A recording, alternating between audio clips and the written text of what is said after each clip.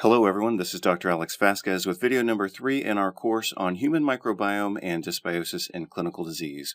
This is video number 3, in which I will focus on what I consider to be the exemplary clinical prototypes of dysbiosis-induced disease. This page reviews the notices and disclosures, including the fact that I've worked as a consultant researcher and lecturer for Biotics Research Corporation. What I emphasized in the introduction to the first video is that my goal here is to provide you a structured understanding for understanding the microbiome and dysbiosis in clinical disease. I also mentioned to you one of my favorite quotes from Nietzsche that really helped inspire me to not simply provide information, but actually to provide and present my information in a way that's structured and therefore more easy to remember and apply clinically.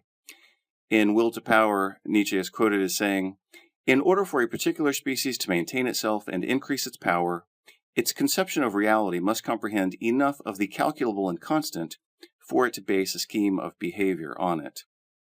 So in order for our comprehension of reality to be useful, in my opinion, we have to structure that and make it manageable as a tool, so to speak, of knowledge, which then can be used effectively and efficiently, especially in clinical practice when we're dealing with so many different variables, including family issues, social issues, personality issues, etc. We really need a structured approach to the information so that we can then focus on the nuances of the clinical encounter. So my goal in this presentation, number 3 in the series, is to actually move beyond a structured understanding and move more toward an interconnected understanding of how dysbiosis can present and contribute to these various clinical patterns that we see in our practices. So what I'm going to emphasize in this presentation, especially when we talk about fibromyalgia, is the way that the information is related and interconnected. So, for example, in video number 1, I talked about some of the adverse physiologic effects and consequences of excess exposure to bacterial endotoxin, whereas in this video, I want to show you how that kind of plays out in clinical practice. Again, I think the best example of that is fibromyalgia. In the Genealogy of Morals, Nietzsche wrote, "In fact, this is the only thing appropriate and proper for a philosopher. We have no right to be isolated in any way. We are not permitted to make isolated mistakes or to run into isolated truths."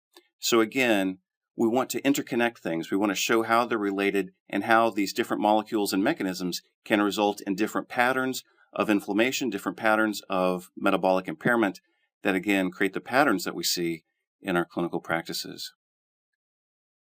My definition of dysbiosis has been for many years that dysbiosis is a relationship of host-microorganism interaction that adversely affects the human host. We, of course, need to consider the total microbial load and the role that that plays in the genesis and perpetuation of sustained inflammatory responses.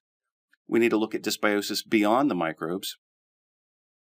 When we treat dysbiotic-related diseases, our first approach can be, or we could say the first step, is to look at the microbes. So, for example, that's simple mathematics. We can reduce the total quantity, we can increase the diversity, we can use antibiotic drugs to target adversarial, we might say, microbial populations. In addition to subtracting the adversarial bacteria with antibiotics or dietary change, we can also add more of the good bacteria. Of course, that's exemplified by probiotic therapy. We can also promote immune defenses. So, as I said before, the immune system does its job of controlling these microbial populations. And we can also promote tolerance, because I also told you that a lot of times what we're dealing with and what we're seeing in our clinical practice is an excessive inflammatory response to otherwise benign microbes. Again, we want to move beyond simply thinking in terms of dysbiosis. We want to understand that in terms of multifocal polydysbiosis, because people, of course, can have dysbiosis in numerous locations by numerous microorganisms, and then, of course, they can be adversely affected by several molecular mechanisms and physiologic responses, not simply one or the other. So, for example, we can talk about molecular mimicry in isolation, but that is unlikely to occur in isolation in clinical practice. Usually there's at least a secondary inflammatory response induced by those same microbial molecules as well. So, of course, you know that many more details are provided within the printed clinical monograph that hopefully by now everyone has. Let's focus in on these clinical prototypes. We're going to talk about prototypes such as dyscognition induced by microbes. I call that dysbiotic encephalopathy. We're also going to talk about other brain conditions where the brain becomes more sensitive to signals of pain, fatigue, and depression. That's a manifestation to a large extent. We can use a simple model, let's say, of central sensitization. We can also talk about immune complex arthritis, dermatitis, and vasculitis. And fourthly, on this list, we can also use reactive arthritis as a prototypic model that's very well accepted for exemplifying the way that microbes can induce systemic and musculoskeletal inflammation. I've decided to add a fifth category here, and that is we'll talk about another inflammatory disorder induced by microbes, and that is psoriasis. So, of course, we don't want to consider this information in isolation. We want to understand the role that dysbiosis can play in perpetuating and creating these inflammatory disorders, but we want to understand that within a context of some of the other major triggers, such as pro-inflammatory diet and lifestyle, mitochondrial dysfunction and organelle dysfunction, psychoemotional and social stressors, xenobiotic immunotoxicity, immunophenotype imbalances, and hormonal imbalances as well. I call this the functional inflammology protocol, and this lets us keep our focus upstream rather than looking at the downstream consequences of the actual causes.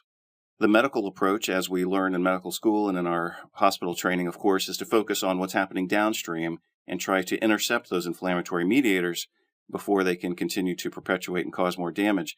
However, we're never going to win if all we do is try to intercept those inflammatory mediators because, by definition, if we're using drugs to intercept those inflammatory mediators, they've already been released. The game is already in play, and we're going to have to use more and more drugs to intercept these various inflammatory mediators, whereas, again, what we should be doing is focusing our attention upstream. So as part of the functional inflammology protocol, I also developed the functional inflammology FIND SEX acronym so that you can remember each of these 7 components very easily. These are food, infection, nutritional immunomodulation, dysmetabolism, sociology, style of living, stress and sleep, endocrine, and xenobiotic load. So with that quick review, we're going to dive right into today's new information, and I'm going to, of course, provide some context for this as we begin to discuss these dysbiotic prototypes. Of course, the first question that gets posed then is what would reasonably qualify a condition to be considered a prototype of dysbiosis-induced disease? And my answer is these would be conditions wherein microbial manipulation alone, most commonly antimicrobial therapy, is curative. And again, we see that in autobrewery syndrome. We also see that in fibromyalgia. We again see that in bowel-associated arthritis dermatitis syndrome, which is mediated by circulating immune complexes. We also see this in reactive arthritis, and I'll show you how this also applies to psoriasis. The focus of the program, of course, is on the microbiome and dysbiosis. Even though now I'm going to start talking about certain clinical entities, the goal of this presentation isn't to review each and every treatment available for these conditions, rather to review specifically the role that the microbiome and dysbiosis plays in these exemplary conditions. Again, the focus will be on dysbiotic encephalopathy, fibromyalgia, immune complex mediated disease exemplified by bowel-associated arthritis dermatitis syndrome, which presents with arthritis, dermatitis, and vasculitis. I'll talk about reactive arthritis and, again, psoriasis. Some of these conditions are actually rather simple, like dysbiotic encephalopathy. The model I'll show you today will kind of segue into video number 5, where I focus on gut-brain connections. Immune complex arthritis and dermatitis is also very straightforward, as is reactive arthritis. You can certainly read about reactive arthritis in any good medical textbook. But I think where we really need to focus our time and attention is on the paradigm shifts, and especially fibromyalgia, but for many of you also psoriasis. I don't know how many of you are familiar with the microbial model of psoriasis, but in my opinion, that is the dominant model, and I'll review with you the information that substantiates that. So let's dive in right now to dysbiotic encephalopathy. I'm just going to focus.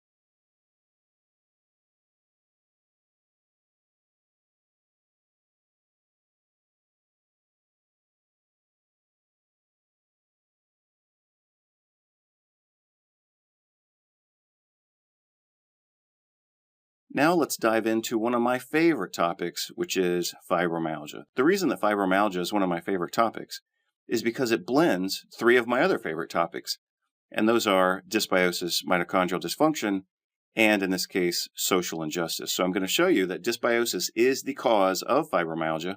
That leads to a secondary mitochondrial dysfunction.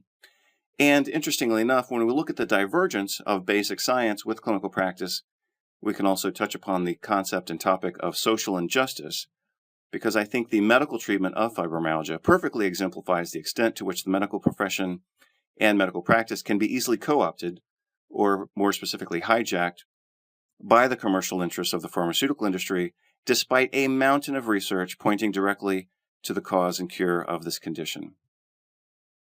I've been publishing on fibromyalgia since 2008, when I first published a clinical monograph called Musculoskeletal Pain: Expanded Clinical Strategies. This was a continuing medical education monograph commissioned by the Institute for Functional Medicine. In 2012, I published a little handbook called Fibromyalgia in a Nutshell and produced a few videos associated with that.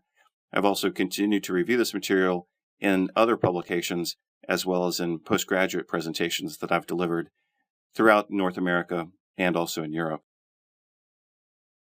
So, in the focus of this presentation, I would like to clearly establish that dysbiosis accounts completely for all of the major clinical characteristics of fibromyalgia, and that the logical treatment that thereby follows should be the treatment of choice, the standard of care. By so doing, I will by extension establish that the medical analgesic treatment of fibromyalgia is completely misguided. Furthermore, not only is the medical analgesic treatment of fibromyalgia misguided, but by being more expensive, more dangerous, non-curative, and therefore obligatory, meaning that it forces patients to remain dependent on drugs, I think it is therefore unethical. The extent to which the medical profession accepts and uses a treatment protocol that is unnecessarily expensive, dangerous, non-curative, and unethical is proportionate to the extent to which medical practice in this regard is unscientific, misguided, and out of accord with its promulgated goals, which is the welfare of patients. So, in order to build the model of fibromyalgia as a dysbiotic disease, I'll review each of the key components listed to the right of this slide, and then I'll start at the bottom of this list with the mechanisms and molecules, and then ascend upward to the clinical implications and proof. Also, necessarily and importantly, I'll spend some time deconstructing the erroneous model that suggests that fibromyalgia is a disorder of primary central sensitization that quote-unquote needs to be medicated with expensive, ineffective, and hazardous drugs. Critical thought and analysis are intellectually vital, but socially condemned these days, as critical thought in general and science in particular have become increasingly politicized. In my opinion, true, authentic postgraduate education must not focus solely on incorporating new information. It must also include the critique and excision of erroneous information that has become inaccurately or inappropriately incorporated into the body of knowledge. So as you can see on the right-hand side of this page, I'm going to start with tertiary and supportive